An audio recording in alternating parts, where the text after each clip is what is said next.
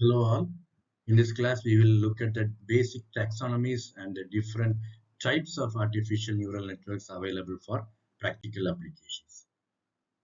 As we have already seen that artificial neural network is a combination of connection of several neurons, and they are classified based on architecture and training algorithm. These are the 2 points which you have to keep in your mind. Exactly in similar to the human body, which has an outward structure and an inward structure or elements. We also have 2 parts in ANN2. You have architecture and also you have training algorithm. So the types of artificial neural networks varies with respect to the combination of the architecture and the training algorithm. Based on the architecture, we can classify ANN into single layer and also multi-layer. One of the significant difference between ANN and biological neural network is that the neurons are available in a random fashion. As we have seen already, that biological neural network, they have the neurons placed all over the brain in a chaotic fashion. But because we could not replicate exactly the same, we are arranging everything in a random fashion. Sorry, we are arranging in a orderly fashion. That's a basic difference between your ANN and biological neural network. This is an example for single layer artificial neural network where a layer corresponds to a column-wise arrangement of neurons. Here you can see 2 layers. Then you can ask me, why do we have the name as single layer? The input layer or the first layer is not at all taken into consideration. In other words, there will not be any net value calculation or output value calculation going on inside the neurons in the input layer. Only we have the operations in the subsequent layers. Apart from the input layer, we have only the output layer here. So it is called as a single layer artificial neural network. And as usual, this input layer and the output layer will be connected by weights, which denotes the importance measure. Each circle in the architecture represents a node. We have a column-wise arrangement of neurons, one input layer and one output layer.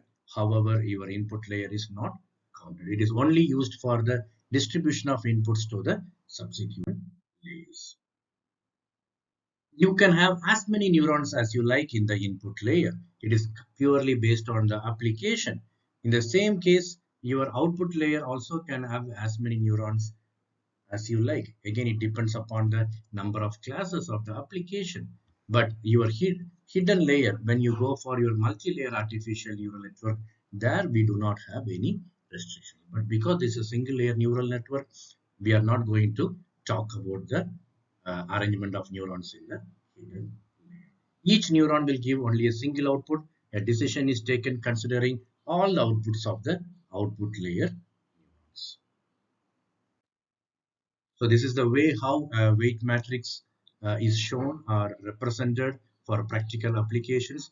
You can see each weight is having with two suffix. One suffix denotes the source and the second one denotes the destination. Simple in terms of architecture, but low accuracy because of several reasons which we are going to discuss in a short while from now. Now let us come to the multi-layer artificial neural network. As you can see from the diagrams, 2 samples are given here. From the diagrams, you can see not only the input and output layer, we also have a middle layer in between these two, which I'm going to call it as hidden layer. So this hidden layer and output layer put together, we can say the number of layers is 2 apart from your input layer. Any layers with value greater than 1 can be categorized under the multi-layer artificial neural network. On the other side, you can see an architecture with 2 hidden layers. That is also possible. So you do not have any restrictions like your input layer neuron and output layer neuron fixation. You can have as many layers as you like, specifically the hidden layers, and you can have as many neurons as you like in each of the hidden layers. So it consists of a hidden layer, which is the major difference between input and output layer. And again, the same principles of your single layer artificial neural networks are applicable here too. Depending upon the number of hidden layers, one major difference is the size of the weight matrix will increase. When the size increases, the complexity also increases, which is the Drawback of multi-layer ANN, but again, you have an advantage of a